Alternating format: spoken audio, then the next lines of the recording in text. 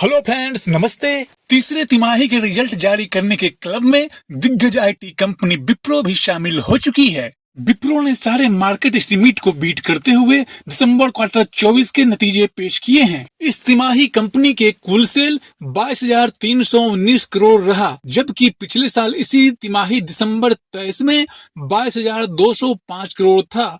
देखा जाए तो पिछले साल दिसंबर क्वार्टर के मुकाबले इस दिसंबर क्वार्टर यानी ईयरली कुल सेल्स में 0.5% की वृद्धि हुई है। वहीं सितंबर क्वार्टर 24 में कंपनी का कुल सेल जहां 22,302 करोड़ रहा था, वहीं इस दिसंबर क्वार्टर में कंपनी का कुल सेल 22,319 करोड़ का रहा। देखा जाए तो सितंबर क्वार्टर के मुकाबले इस क्वार्टर सेल्स में 0.1% की वृद्धि हुई है। एक नजर कंपनी के एबिटा पर डालते हैं, जहां दिसंबर क्वार्टर 23 में कंपनी का एबिटा 4,198 करोड़ रहा था, वहीं इस दिसंबर क्वार्टर में 4,540 करोड़ रहा। देखा जाए तो पिछले साल दिसंबर क्वार्टर के मुकाबले इस तिमाही इबिटा में लगभग 8% की वृद्धि हुई है। ये एक नजर कंपनी के नेट प्रॉफिट पे डालते हैं, जहां पिछले दिसंबर क्वार्टर 23 में कंपनी का नेट प्रॉफिट 2,701 करोड़ रहा था, वहीं इस साल दिसंबर क्वार्टर 24 में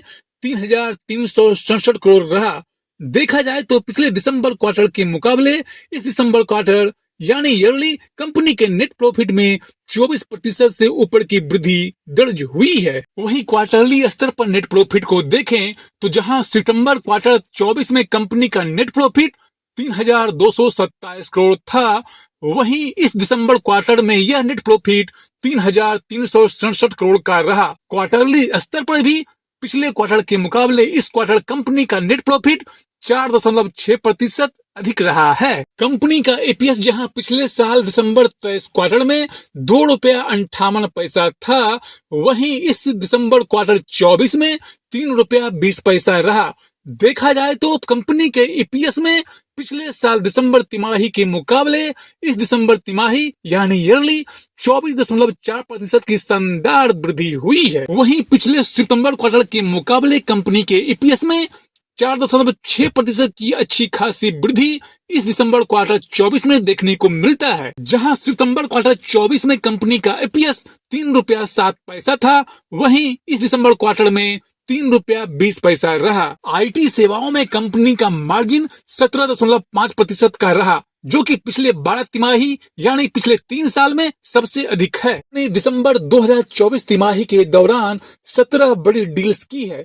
कंपनी के पास 3.5 बिलियन डॉलर का बुकिंग है, वहीं 961 मिलियन डॉलर के बड़े सौदे। कंपनी अपने निवेशकों को 6 रुपए प्रति शेयर का अंतरिम डिविडेंड देने की घोषणा की है।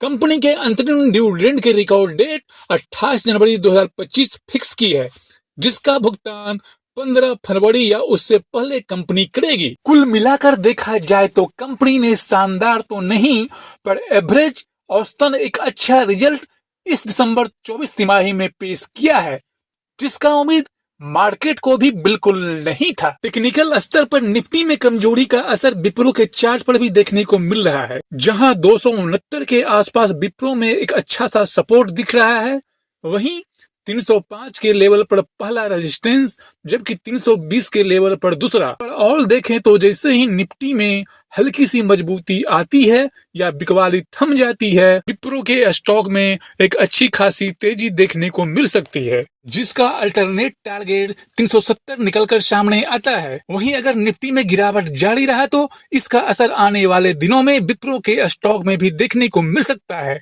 और स्टॉक 240 से 250 का लेवल भी दिखला सकती है। लर्निंग के पॉइंट भी से यह वीडियो कैसा रहा, कृपया अपना महत्वपूर्ण सुझाव हमें जरूर दें। आप सभी का बहुत बहुत धन्यवाद।